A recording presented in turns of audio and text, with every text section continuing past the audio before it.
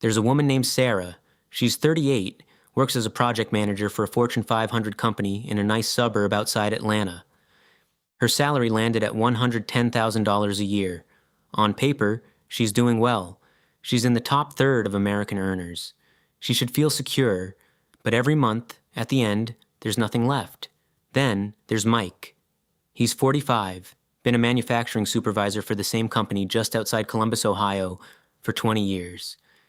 His paycheck is $105,000, almost identical to Sarah. Same country, same economy, same year. Mike feels retired already. He owns his home outright, no credit card debt. He saves aggressively, he's building actual wealth, same salary, different worlds. Both of these people crossed a line most Americans never see coming, a line between earning good money and actually having money. And if you're someone who brings in solid income but never feels like it's enough, this video might change how you see your whole situation. Subscribe and like this video. It will help more than you think. Let me explain what happened to both of them, because it starts with a number that looks good but is actually a trap. Wages grew 4% last year. Politicians celebrated. News outlets ran headlines about strong employment and rising pay. Technically, wages are higher in dollar terms than they were 20 years ago. But here's what nobody talks about. When you adjust those wages for the actual cost of living, not the government's official inflation number, but the real price of housing, healthcare, childcare, and education, real purchasing power for middle-income workers has been nearly flat or negative for decades. It's like being given a raise that's smaller than your rent increase. You feel like you're earning more, but you can afford less. The simplest proof: in 1975, the median American worker could buy a median-priced home for approximately 4 times their annual income. Today, in 2025, that ratio in most major American cities is between 8 and 12 times annual income.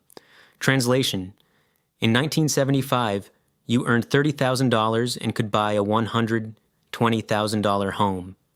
Today, you earn $100,000 and you're looking at an $800,000 to $1.2 million home. That's not just inflation, that's a broken price-to-income relationship. And the real poison? Prices for essential services now reflect the wage levels of the highest earning parts of the economy. But your paycheck reflects the median. You're paying premium prices with median wages. You're running faster on the treadmill, but the treadmill is speeding up too. The faster you run, the more it feels like you're standing still. Let me show you exactly what's happening inside Sarah's budget, because her situation is real for millions of Americans earning $100,000 to $150,000. Sarah takes home $110,000 gross. But gross isn't what hits your account. Federal taxes, state taxes, Social Security, Medicare, that's roughly $28,000 a year gone. Health insurance through her employer costs about $350 a month, another $4,200 a year. Her actual take-home? Around $6,800 a month. Now watch where it goes. Her mortgage payment in suburban Atlanta is $1,800. Property tax and insurance add another $450. That's $2,250 just for housing. That's 33% of her take-home right there, and we're still on the first line item. Car payment, $400. Gas, $150. Car insurance, $180. Total, $730. Transportation, groceries for a family of 3, $400 a month. And food prices rose 3.1% just last year. That number keeps moving up. Utilities and internet, $250. Her son is 8, and she pays for after-school care 3 days a week, $600 a month. She still has student loan payments from her college degree, finished 12 years ago, $200 a month. And then there's the credit card, the one that started small but has been climbing because of small emergencies in life happening. Minimum payment, $200. Added up, $2,250 plus $730 plus $400 plus $250 plus $600 plus $200 plus $200. That's $4,880 a month in committed expenses. She has $1,920 left. $1,920 to cover health emergencies, home repairs, clothing, gifts, car maintenance, the unexpected, for a family of 3. Then it happens. Her son needs an urgent care visit. The bill after insurance is $400. She can't take it from her emergency fund because she doesn't have one. Credit card. Now the balance is higher. At 22% interest, the highest rate in the history of modern credit card lending. That $400 costs her $88 a year just in interest. She'll pay it off eventually, but not before something else breaks. The car needs new tires. The dishwasher leaks. Another credit card swipe. This is the trap. Not because Sarah is irresponsible. She's careful. She counts her spending. But she's paying the prices of a $200,000 economy with the paycheck of a $110,000 salary. The math is broken. It's not her discipline. Now contrast that with Mike. Same $105,000 salary, but he bought his house 15 years ago when the price-to-income ratio was better. He paid it off 5 years ago with aggressive payments, no student loans. He did community college. His company still has a pension, something increasingly rare outside manufacturing and government work. He paid off his car in 2020. Same dollar amount, completely different freedom. When Mike's car needs tires, he pays cash. When his water heater breaks, he doesn't think about credit cards. He thinks about how fast he can save the next $1,000. Sarah and Mike aren't different people. They're living in different economies, and only one of them knows it. Here's what you need to understand. You're not broke. The economy is broken. The affordability crisis isn't a personal finance problem. It's a structural problem.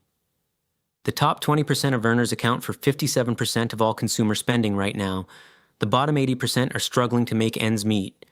You can't budget your way out of a system designed this way, but here's what actually works. And it's the opposite of what most people try. First, stop blaming yourself. You're not failing. The ladder changed while you were climbing it. Second, if you earn $100,000, learn to live like you earn $70,000.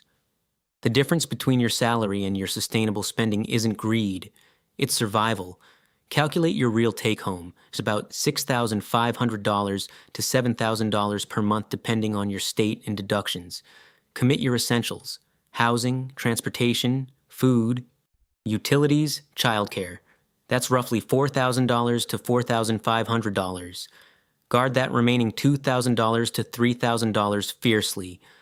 One portion goes to high-interest debt elimination. One portion goes to an emergency fund. 3 months of expenses minimum, not 3 weeks. One portion is yours. That's your budget. That's your line. Third, the real move isn't earning more. It's protecting what you earn. Most middle-class families have 0 emergency savings. 1 medical bill, 1 car repair, 1 job disruption. That's financial collapse. If you can build a 3-month emergency fund before anything else, you've already won something most Americans haven't. Think about Sarah and Mike one more time. They both earn 6 figures. The difference between them isn't their paycheck. It's that Mike understood something Sarah is just now learning. The system rewards people who stop trying to upgrade their life and start protecting the one they have. $100,000 is real money. It's not 1990s money anymore. It's not freedom money.